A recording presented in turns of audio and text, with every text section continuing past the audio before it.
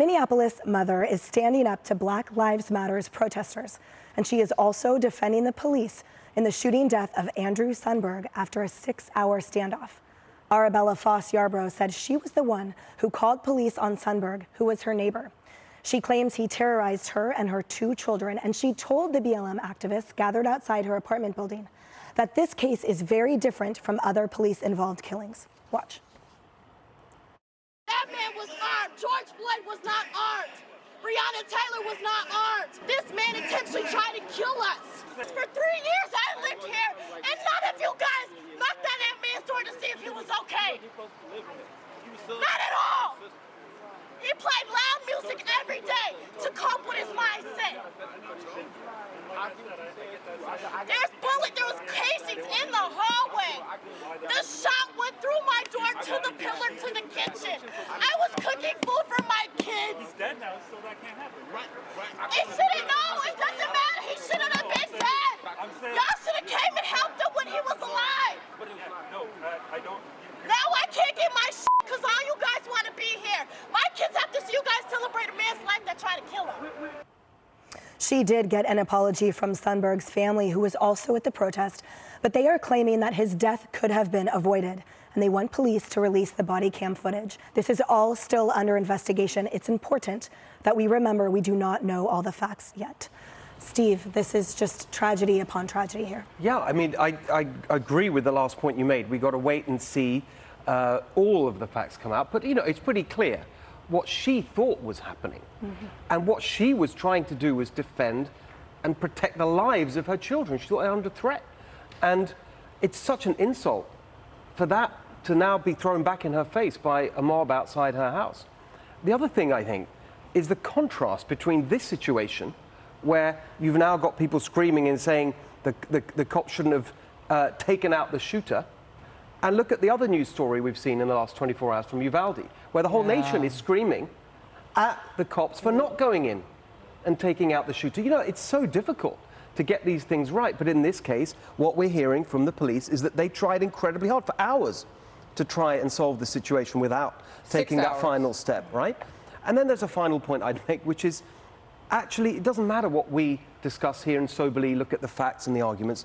The people behind those kinds of protests, you see this on the left now, they're just ideologues. The facts don't matter. It's an opportunity to push their ideology, their extremist, far-left ideology, and they're not going to listen to any facts because they just want to go out there and make their point.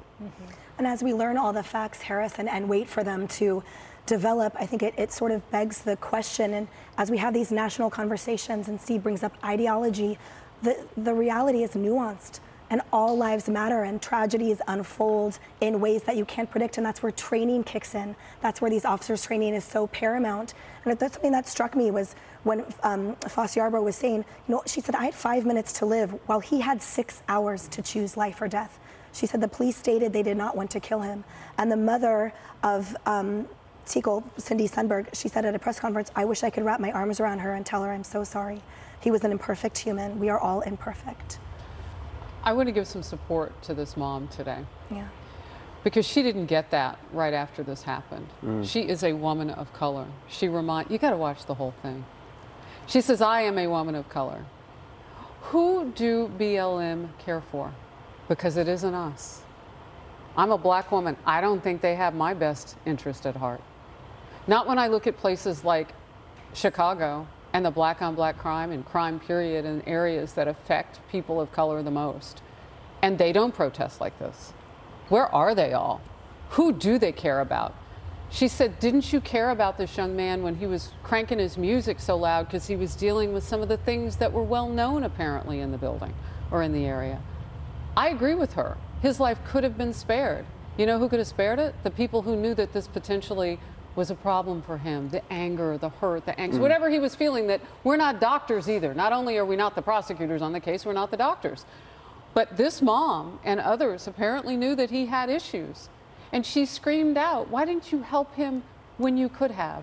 She's right about that. And thank God that she and her children are okay and that it's damage that can be repaired. But you know what can't be repaired? Black Lives Matter protesters prove to the people of color that you say you represent that you really see us and care about all of us, particularly the victims. I mean, this is like a bunch of liberal DAs now. They don't even see us. We're at war with criminals. Either you do that or stop saying that you represent anybody who looks like me, because you don't mean it. Right. And Kaylee, to that end, you know, if all lives are equal and everyone is represented equally in that way, this woman, Foss Yarborough, she claims she's not been able to go back to her apartment. She's lost her job. She talks about the trauma her two children have faced after having their apartment shot up. These are her allegations. And she says, what about me and my children of color? Will they be left behind too? That's exactly right, Emily. Her quote was, I have black children. I am a woman of color. If I would have lost my life, would you guys have done this for me? And I think that she makes a very key point here, that we in the media selectively pick victims. I don't want to say we, because I don't include Fox News or us in that. We cover all things, but we should not do that. The media has a responsibility to cover all of these stories, even ones that don't fit an ideological agenda, and our national leaders as well. I remember the murder of George Floyd, and I remember watching that video with President Trump, and he was upset by it. He was angry by it. So too was I. That was murder. That was an injustice. But there are certain names that he highlighted. David Dorn is one of them. Legend Taliaferro. Their names didn't make it outside of Fox News. They didn't. CNN didn't cover them. MSNBC didn't cover them because they were victims of crime. Victims of crime matter too. The murder of George Floyd mattered. Victims of crime matter. So stop picking victims that you care about and start covering injustice when you see it. Because this mom with her little babies, bullets coming through her apartment, that deserves coverage.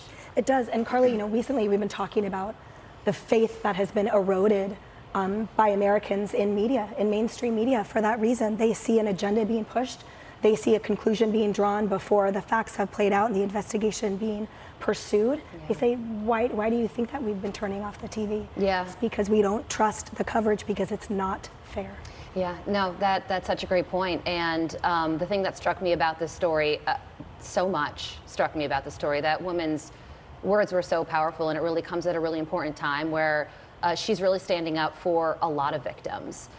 Because we live in a time right now where criminals are being prioritized over victims. And it's not just Black Lives Matter, it's also district attorneys, it's judges. Very much so. Exactly. Who are ruling in favor of the criminal. And every single time you do that, you victimize the victim once again. And in this situation, she did bring up her children. She said, I'm a woman of color, like you said. My children are black, 2 and 4 years old, by the way. And she said, would you be protesting if I had died or my children have died? And one of the protesters said, yes, ma'am. And you know that's not true. Because out of the over 270 children that have been shot in Chicago since 2021, over 100 children have been shot in Philadelphia so far this year. Not a single Black Lives Matter protest on their behalf. There you go. That's exactly what I'm talking about. So who do they represent and who do they care about? Well, I mean, they may as well leave the B or anybody, not even all. Just leave that blank. Whose lives matter? Question mark. Well, it's very clear what it is an ideological anti-police agenda, and they exploit any opportunity to push that. That's actually what's going on. Yes, exactly. That's right. Hey everyone, I'm Emily Campagno. Catch me and my co-hosts Harris Faulkner and Kaylee McEnany on Outnumbered every weekday at 12 p.m. Eastern, or set your DVR. Also, don't forget to subscribe to the Fox News YouTube page for daily highlights.